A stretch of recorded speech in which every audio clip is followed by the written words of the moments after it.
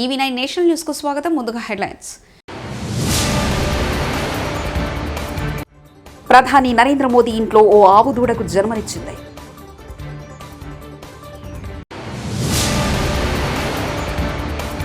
రేవంత్ రెడ్డి అసలు నువ్వు ముఖ్యమంత్రివేనా, నీకు అర్హత ఉందా? కేటీఆర్ ఘాటు వ్యాఖ్యలు.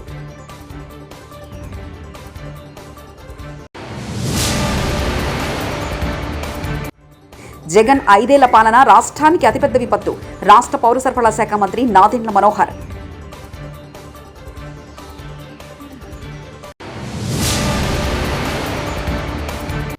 కేదార్నాథ్ యాత్రలో చిక్కుకున్న తెలుగు యాత్రికులు క్షేమం.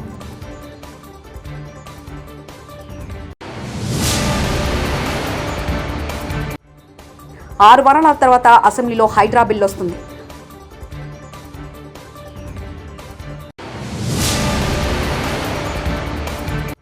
6 నెలల్లో 2 రాష్ట్రాలకు 1,00,000 కోట్లు 100 కంపెనీలు తెప్పిస్తా కేఏ పాల్. ప్రధాని నరేంద్ర మోదీ ఇంట్లో ఆవు దూడకు జన్మనిచ్చింది. మోదీ ఆ దూడను దేవి విగ్రహం వద్దకు తీసుకెళ్లి ప్రత్యేక పూజలు నిర్వహించి శాలువ కప్పారు. నుదుటి మీద తెల్లటి రేఖతో పుట్టింది కాబట్టి దీప్ జ్యోతి అని పేరు పెట్టినట్లు ఆయన వెల్లడించారు. తన నివాసంలో దూడ కొత్త సభ్యుడిగా రావడంతో సంతోషాన్ని వ్యక్తం చేశారు ప్రధాని నరేంద్ర మోదీ.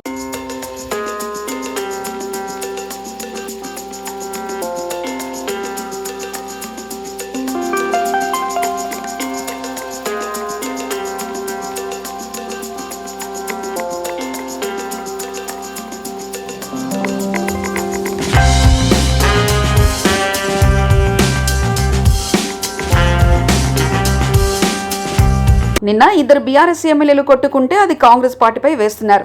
న్యాయమా ఇది అంటూ మంత్రి శ్రీధర్ బాబు వ్యాఖ్యానించారు. న్యాయమా ఇది? బీఆర్ఎస్ కు సంబంధించిన ఎమ్మెల్యే, నేను బీఆర్ఎస్ పార్టీ ఎమ్మెల్యేను, పబ్లిక్ అకౌంట్స్ కమిటీ చైర్మన్ను నేను అని చెప్తే, ఇంకో బీఆర్ఎస్ పార్టీ ఎమ్మెల్యే వాళ్ళకి ఏదైనా మనస్పర్ధలు ఉంటే, మీ మనస్పర్ధలు మీకుంటే అక్కడ కాంగ్రెస్ పార్టీపై నెపం పొంది ప్రభుత్వానికి సంబంధించి ఇష్టరాజ్యంగా అడ్డగోలు మాట్లాడుతూ ఉన్న వైనాన్ని ప్రజలందరూ కూడా గమనిస్తూ ఉన్నారు. మెగా ఇంజనీర్ పనిచేస్తున్న సుంకిశాల దగ్గర ప్రమాదం జరిగితే ఆ కంపెనీని బ్లాక్ లిస్టులో పెట్టండి డిమాండ్ చేశారు. కానీ బ్లాక్ లిస్ట్ చేయకుండా దొంగలు కలిసి ఊర్లు పంచుకున్నట్లు 4,350 కోట్ల కొడంగల్ లిఫ్ట్ ఇరిగేషన్ ప్రాజెక్టును సగం మెగా కంపెనీకి వచ్చారు. ఇంకొక సగం మంత్రి పొంగులేటి శ్రీనివాస్ సంస్థ రాఘవ కన్స్ట్రక్షన్ కు అప్పగించారంటూ కేటీఆర్ వ్యాఖ్యానించారు. అక్కడ పనిచేస్తున్నదో మెగా ఇంజనీరింగ్, దాన్ని బ్లాక్ లిస్ట్ చేయండి, వెంటనే ఎంక్వైరీ కాల్ఫర్ చేయండి, ఆ సంస్థను బ్లాక్ లిస్ట్ లో పెట్టండి. రాష్ట్రంలో ఒక్క వర్క్ కూడా ఇయ్యొద్దు. ఎట్లా ఇస్తారు అంత పెద్ద యాక్సిడెంట్ అయినాక? మరి దాదాపు 75-80 కోట్ల రూపాయల ప్రజాధనం నష్టం జరిగింది అక్కడ. వెంటనే ఎంక్వైరీ చేసి అధికారుల మీద చర్యలు తీసుకొని వాళ్ళను బలిపశువులను చేయడం కాదు, ఆ సంస్థను బ్లాక్ లిస్ట్ చేయమని చెప్పి డిమాండ్ చేసినాం. కానీ ఇలా పొద్దున వార్త చూసినా నేను, 4 రోజుల కింద కూడా నేను చెప్పా ఈ మాట, మళ్ళా కూడా చెప్తా ఉన్నా. 4 రోజుల కిందనే వార్తలు వచ్చినాయి, కొడంగల్ లిఫ్ట్ ఇరిగేషన్ కూడా మెగా ఇంజనీరింగ్కే కట్టబెడతారు, వాళ్ళకే ఇస్తారు అని. మరి ఈరోజే పొద్దున వార్త వచ్చింది, కొడంగల్ లిఫ్ట్ ఇరిగేషన్ ప్రాజెక్టును దొంగలు కలిసి ఊర్లు పంచుకున్నట్టు 4,350 కోట్ల రూపాయల ప్రాజెక్టు ముఖ్యమంత్రి సొంత నియోజకవర్గం.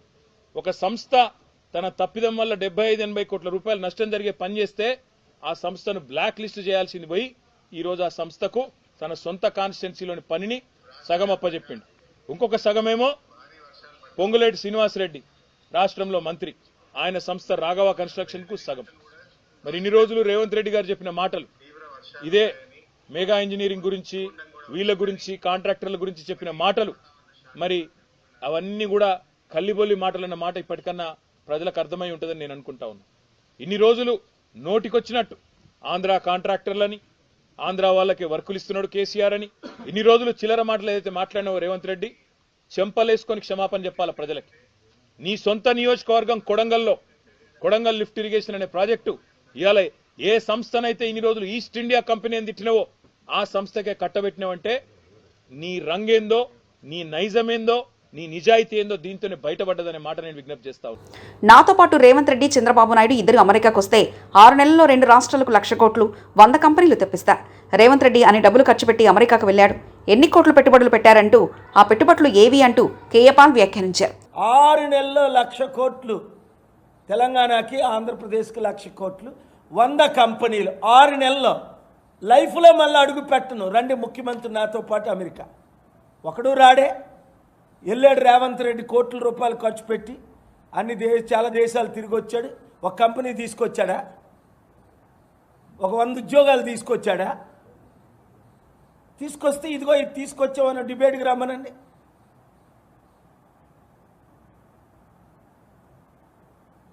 టోటల్ ఫెయిల్ అయిపోయారనే బాధ. ముఖ్యమంత్రి రేవంత్ రెడ్డి వస్తానని చెప్పి విదేశాలు 9 నెలలు అయినప్పటికీ కంపెనీలు తీసుకురావడానికి, సీఈఓలు కలవడానికి, ప్రెసిడెంట్లు కలవడానికి ఆయన రాలేదు. తెలంగాణలో హత్యలు, మానభంగాలు ఏమైనా జరిగాయా? ఏం జరిగిందని శాంతి భద్రతల్లో రోడ్డెక్కి అరుస్తున్నారంటూ మంత్రి పొన్నం ప్రభాకర్ అన్నారు. ఇక్కడ నువ్వు ఇంటికాడికి స్వేచ్ఛగా అడిగినా ఏం శాంతి భద్రత? హత్యలైనాయా? మానభంగాలైనాయా? ఏం జరిగినాయి? వట్టిగానే శాంతి భద్రత అని రోడ్డెక్కి వరుతా ఉన్నారు. ఏం జరిగింది అలా? రేవంత్ రెడ్డి, అసలు నువ్వు ముఖ్యమంత్రివేనా? నీకు అసలు అర్హత ఉందా? ఒక ఎమ్మెల్యే ఇంటి మీదకి అరకపూడి గాంధీ రౌడీలాగా వాహనాలు వేసుకుని వెళ్తుంటే వారికి పోలీసు వాళ్ళు ఎస్కార్ట్గా వచ్చారు. గత 10 ఏళ్లలో ఎలాంటి దాడులు ఎప్పుడూ జరగలేదు. హోంమంత్రి తన దగ్గరే పెట్టుకుని రేవంత్ రెడ్డి శాంతి భద్రతలు కాపాడలేకపోయారంటూ కేటీఆర్ వ్యాఖ్యానించారు. ప్రశ్నిస్తే ఆయన ఇంటి మీదకి పోలీస్ ఎస్కార్ట్ పెట్టి డీసీపీలు, అడిషనల్ డీసీపీలు, ఏసీపీలు, సిఐలు ఒక గేటెడ్ కమ్యూనిటీ లోపలికి ఒక 50-100 మంది గూండాగాలు చొచ్చుకొని వచ్చి ఇవాళ ఒక ఎమ్మెల్యే ఇంటి మీద దాడి చేసే పరిస్థితి ఇప్పుడే మేము చూసినాం. ఎమ్మెల్యే గారి ఇంటి మీద దాడి చేయడమే కాదు, వారి ఇంట్లో ఉండే పెద్దలు, వారి తల్లిదండ్రులు వచ్చినప్పుడు కానీ లేదా వారి మామగారు వచ్చినప్పుడు కానీ ఉండే ఆ రూమ్ మీద మొత్తం అద్దాలు బలగొట్టిండ్రు. అందులో ఉన్న పెద్దలకు ఏమైనా అయ్యింటే, ఏమైనా జరిగింటే, జరగకూడదు ఏమైనా జరిగింటే ఎవడు బాధ్యుడు? రేవంత్ రెడ్డా? లేకపోతే ఇక్కడ దాడి చేయడానికి వచ్చిన ఆరికపూడి గాంధీ? ఈ రకమైన గూండాగిరి, ఈ రకమైన దౌర్భాగ్యం హైదరాబాద్ 10 ఏళ్లలో ఎన్నడూ లేదు. ఒక ఎమ్మెల్యే ఇంటి మీదనే దాడి, అది ఒక ఎమ్మెల్యే ఇంటి మీదకి దాడికి వస్తుంటే ఫ్యాక్షన్ సినిమాల్లో చూపెట్టినట్టు కార్లకెళ్లి బయటికి ఏలాడుకుంటా 20 బండ్లు పెట్టుకుని లైవ్ పెట్టుకుంటా ఆడికెళ్లి ఇటు దాకా పోలీస్ ఎస్కాట్లో వచ్చిరంటే చేతగాని ఒక హోంమంత్రి, చేతగాని ముఖ్యమంత్రి ఈరోజు రాష్ట్రానికి ఉండడం వల్లనే ఈ దౌర్భాగ్యం దాపురించింది. అసలు రేవంత్ రెడ్డి, నేను అడుగుతా ఉన్నా, నువ్వు ముఖ్యమంత్రివేనా? అసలు నీకు అర్హత ఉందా? ఇవాళ హైదరాబాద్ లో నడి వీధిలో ఈ రకమైన గూండాగిరి చేస్తే రేపు జరగకూడదు ఏమైనా జరిగితే ఎవడు బాధ్యుడు? నువ్వా? నీ ప్రభుత్వమా? నీ డీజీపా? ఎవరు తీసుకుంటారని నేను అడుగుతా ఉన్నా. ఇంత దుర్మార్గమా? ట్రిబ్యునల్కు ఏపీ ప్రభుత్వం లేఖ. కృష్ణా వాటర్ వినియోగంపై బ్రిజేష్ కుమార్ ట్రిబ్యునల్ను ఏపీ ప్రభుత్వం లేఖ రాసింది. పోలవరం ప్రాజెక్టు ద్వారా గోదావరి జలాలు వినియోగించుకున్న కరువు ప్రభావిత ప్రాంతాల్లో కృష్ణా జలాలు వాడుకునే హక్కు తమకుందని లేఖలో తెలిపింది. కృష్ణా బేసిన్లో పాత ప్రాజెక్టుల కింద నీటి వినియోగానికి రక్షణ ఉందని, ఆ అంశాన్ని సమీక్షించడం సరికాదని పేర్కొంది. 6 వారాల తర్వాత అసెంబ్లీలో హైడ్రా బిల్లు వస్తుంది. హైడ్రాకు చట్టబద్ధత కల్పిస్తూ అక్టోబర్ నెలలోపు ఆర్డినెన్స్ రానుందంటూ, విశేష అధికారులు రాబోతున్నాయంటూ హైడ్రా కమిషనర్ రంగనాథ్ వ్యాఖ్యానించారు. So powers under various acts will be delegated on to Hydra. Ordinance ki ante daniki first konta it is preceded by some Volta kindo lekapothe oka municipal act kindo lekapothe GHMC act kindo itla irrigation act kindo itla rakarakala acts kinda aa powers ni delegate cheyadaniki aa departments nunchi lot of information is being taken and tarvata ఒక policy document కింద once it gets approved in the cabinet then an ordinance will be formulated. Ordinance తర్వాత naturally next అంటే assembly సెషన్లో within 6 weeks it has to be passed as a legislation. So that's how the general ఇది ఉంటుంది. కాబట్టి జగన్ 5 ఏళ్ల పాలనే ఏపీకి అతిపెద్ద విపత్తు అని మంత్రి నాదెండ్ల మనోహర్ విమర్శించారు. మంగళగిరిలో ఆయన మాట్లాడుతూ, ప్రధానమంత్రి ఫసల్ బీమా కింద గత ప్రభుత్వం రూపాయి చెల్లించలేదన్నారు. 2020 ఖరీఫ్ నుంచి రైతులకు పంట బీమా ఇవ్వలేదని తెలిపారు. అర్థం లేని విమర్శలతో వైసీపీ కాలక్షేపం చేస్తుందంటూ మండిపడ్డారు. కష్టాల్లో ఉన్న వరద బాధితులను ఆదుకోవాలన్న ఆలోచన జగన్కు లేదని మండిపడ్డారు. గత 100 సంవత్సరాల్లో కూడా ఇటువంటి వర్షపాతం నమోదు కాని ప్రాంతాల్లో కూడా ఆశ్చర్యపోయే విధంగా విపత్తులు మనం చూస్తూ వచ్చాం. కొన్ని ప్రాంతాల్లో ప్రజలు అప్రమత్తమైనా కూడా ప్రభుత్వం తరఫు నుంచి అధికార యంత్రాంగం సిద్ధమైనా కూడా ఒకేసారి అంత భారీ వర్షం నమోదుతోటి దిగువ ప్రాంతాల్లో ఉన్న ప్రజలు తీవ్రమైన ఇబ్బందులకు గురవుతున్నారు. విజయవాడ నగరంలో మనం చూసాం ఏ విధంగా ఒక బాధ్యతతోటి గౌరవ ముఖ్యమంత్రి గారి నాయకత్వంలో ఉప ముఖ్యమంత్రి గారి పవన్ కళ్యాణ్ గారు చూపించిన చొరవతోటి స్పందించే మనస్తత్వంతో ప్రతి ఒక్కరూ కూడా ఒక బాధ్యతతోటి క్షేత్రస్థాయిలోకి వెళ్ళి పనిచేసి వాళ్ళ కష్టాలు కొంతవరకైనా తగ్గించే విధంగా ఒక ప్రయత్నం చేస్తూనే ఉన్నాం. ఈ తరుణంలో జగన్మోహన్ రెడ్డి గారు వింతగా ఒక రాజకీయ నాయకుడు చేయాల్సిన కార్యక్రమాలకి భిన్నంగా ప్రజలకి అండగా నిలబడాల్సిన సందర్భంలో కేవలం విమర్శలకే గురి చేయడం, రాష్ట్ర ప్రభుత్వం అందిస్తున్న వరద సహాయాన్ని చులకనగా క్షేత్రస్థాయిలో ప్రజానికానికి అందించాల్సిన బాధ్యత వారు కూడా తీసుకుంటే బాగుంటుందనే ఆలోచన లేకుండా మాట్లాడడం చాలా బాధాకరం. విజయవాడ నగరంలో 2 సార్లు పర్యటించారు. నిన్న పిఠాపురంకి వెళ్ళారు, కాకినాడలో. మ్యాన్ మేడ్ డిజాస్టర్ అని ప్రతి చోట ఇది ఒక ఊతపదంలాగా అయిపోయింది ఆయనకి. అసలు గత 5 సంవత్సరాల్లో జగన్మోహన్ రెడ్డి గారి పరిపాలనే మన రాష్ట్రానికి అతిపెద్ద విపత్తు. ఊహించని విధంగా వీళ్ళు వ్యవస్థలు నాశనం చేసి కనీసం ఇరిగేషన్ శాఖ పైన, క్షేత్రస్థాయిలో ఉన్న వ్యవస్థలపైన అధ్యయనం చేసుకుని బడ్జెట్ అలొకేషన్లు కూడా చేయకుండా సర్వనాశనం చేసిన జగన్మోహన్ రెడ్డి గారు ఈ రోజున అధికారంలో ఉన్న కూటమి ప్రభుత్వం కేవలం 3 నెలలు అయింది మేము అధికారంలోకి వచ్చి. 3 నెలలకే మీకు ఇంత ఏడుపులు ఉంటే ఎట్లా?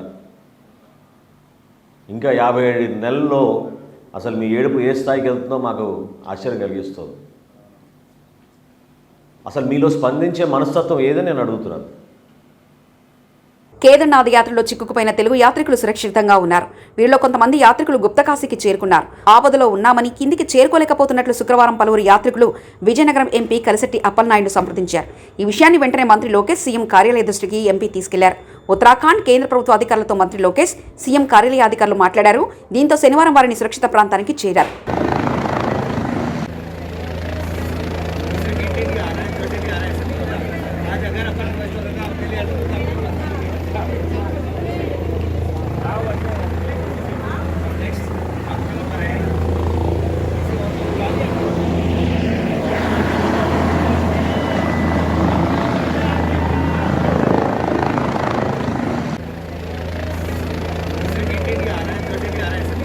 ఖైరతాబాద్ మహాగణపతి దర్శనానికి శనివారం భక్తులు పోటెత్తారు.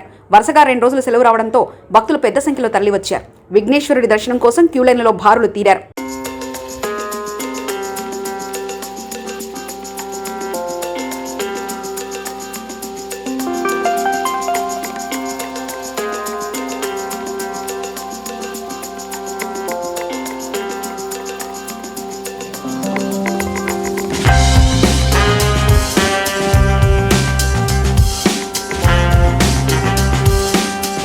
వరద బాధితులకు ఉచితంగా మందులు పంపిణీ. భారీ వర్షాలు, వరదలతో తీవ్రంగా నష్టపోయిన ప్రజలను ఆదుకునేందుకు ముందుకు రావాలని ఉప ముఖ్యమంత్రి పవన్ కళ్యాణ్ పిలుపు మేరకు వివిధ ప్రజా సంఘాలు, పలువురు ప్రముఖులు, వ్యాపారస్తులు ముందుకొచ్చారు. మేము సైతం అంటూ మానవత్వం చాటుకున్నారు. సేవా కార్యక్రమాలు చేపడుతున్నారు. విజయవాడ ప్రాంతానికి చెందిన డీడీ రెమెడీస్ ప్రైవేట్ లిమిటెడ్ అనే సంస్థ వరద బాధితుల సహాయార్థం 40 లక్షల విలువ చేసే ఎమర్జెన్సీ మందుల కిట్లు పంపిణీ చేసేందుకు ముందుకొచ్చింది. మందులతో కూడిన మెడికల్ వ్యాన్ను శనివారం జనసేన పార్టీ కేంద్ర కార్యాలయం వద్ద శాసనమండలి సభ్యులు పిడుగు హరిప్రసాద్ జెండా ఊపి ప్రారంభించారు. విజయవాడలోని వైద్య శిబిరాల్లో ఈ కిట్లను అందుబాటులో ఉంచనున్నట్లు డీడీ రెమెడీస్ సంస్థ ప్రతినిధి వెల్లడించారు. ఈ కార్యక్రమంలో జనసేన పార్టీ కార్యక్రమాల నిర్వహణ కమిటీ కన్వీనర్ కళ్యాణం శివశ్రీనివాస్, పార్టీ ప్రకాశం జిల్లా అధ్యక్షుడు శ్రీ షేక్ రియాజ్, పార్టీ నేతలు మండలి రాజేష్, చోటిశెట్టి చంద్రశేఖర్ తదితరులు పాల్గొన్నారు. ప్రధాని నరేంద్ర మోదీ ఇంట్లో ఓ ఆవు దూడకు జన్మనిచ్చింది.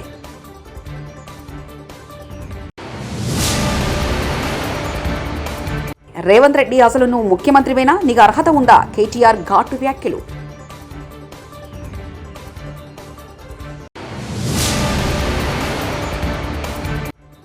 జగన్ 5 ఏళ్ల పాలన రాష్ట్రానికి అతిపెద్ద విపత్తు.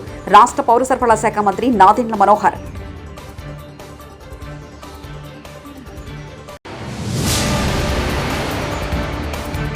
కేదార్నాథ్ యాత్రలో చిక్కుకున్న తెలుగు యాత్రికులు క్షేమం.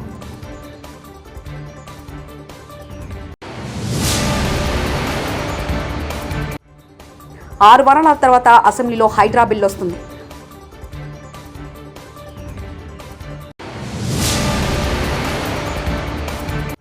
ఆరు నెలల్లో 2 రాష్ట్రాలకు 1,00,000 కోట్లు 100 కంపెనీలు తెప్పిస్తా కేఏ పాల్.